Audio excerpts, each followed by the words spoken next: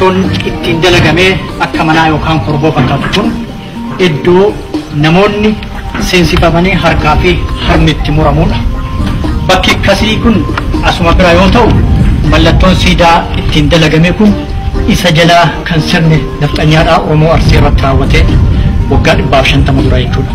Kana jechuun iddoo koloo kanaan nam tokko tokkoon seensisanii harkaaf harmi erga murameen booda harmaa fi harka san morma irratti fannisuudhaan osoo dhiigni isaanii lafa dhangala'u iddoo kana dhufuu jechuudha.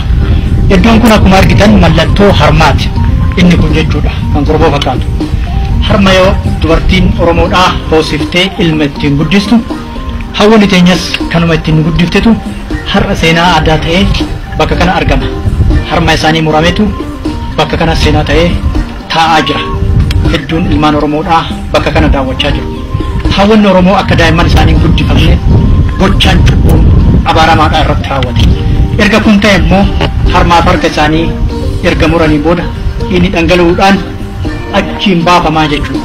Kun gubbaa irratti haa dalagamu malee gochaan seenaa qabatamaan dalagame jala kana ta'u hayyoota naannawa kana seenaa isaa beekan irraa qoranneerra.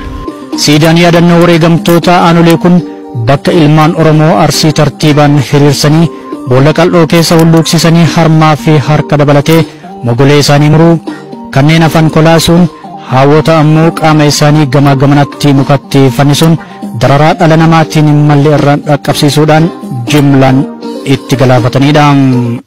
Erga harkaa fi harma muruudhaaf achi tartiiba qabsiisanii asiin reeffi namoota dhiiga dhangala'uu yookaan cuccubuudhaan bakka kana ga'e maaltu taana kan jedhu ammas iddoo biroo daawwachuuf deemna.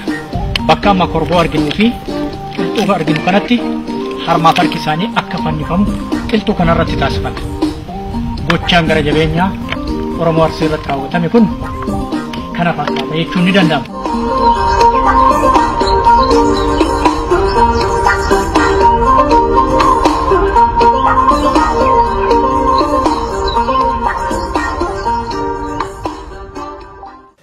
Baroota 1880 haga 1886tti lolaa hamatu Arsii aanolee irratti geggeeffamee ture.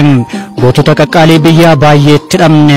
Keessumattuu bara 1882tti qindoomina duula gooticha Roobaa Buttaatiin qindaa'etu hoogganummaa Leenjisoo Diigaatiin hojiirra oole. Weerarri Minilik karraas Daargeen durfamu gamni tokko gara Awaashiin qaxxamuree aanoletti imale. Kaan ammoo Baatuu keessaan qaxxamuruun duula isaa itti fufe. Garuu gootummaan ilmaan Arsii laayyoon turre. Eboo fi gaachana isaatiin weerartoota lubbuu itti guraare. Gootota akka Leenjisoo Diigaa, Roobaa Buttaa, Inseenee Hullufee fi kanneen biroo akka adda dureetti kaasuu fi yaadachuun ni danda'ama. Gootichi Oromoo Roobaa Buttaa bara lola aanolee akka dubbatanitti maqaa baduu mannaa mataa baduu wayyaam dhaadannoo jedhuun harka kennachuu diduun falmii hadhaawaa geggeessaniiru. Maqaa biyyaa fi kan ofiitis tiksuudhaan ittis wareegamaniiru, seenaas galmeessaniiru. Sirni nafxanyaa Minilik Oromoo humna qawweetiin cabsuu dadhabnaan dhukkuboota adda addaa itti fiduudhaan saba nagaa galaafateera. Dhukkuboota akka Gifiris yookaan Smallpox, Maaritee, Bagaa fi kanneen biroo kaasuun ni danda'ama. Nafxanyoonni Minilikiin bobbaafaman ilmaan Arsii rasaasaan rukutanii ajjeesuun isaan hanqatee harkaa fi harma muruun sadarkaa addunyaatti akka badii hiriyyummaa hin qabneedha. Duulli duguuggaa sanyii barbaadesse ilmaan Oromoo irratti geggeeffamus gootonni Arsii eenyuufuu harkan kennine. Hammeenni hammeena caalu waggoota 133 dura aanolee irratti raawwatamee ture yeroon isaa darbeera. Garuu seenaan hafeera. Jarri hojii bineensaa saba keenya irratti raawwatanis darbaniiru.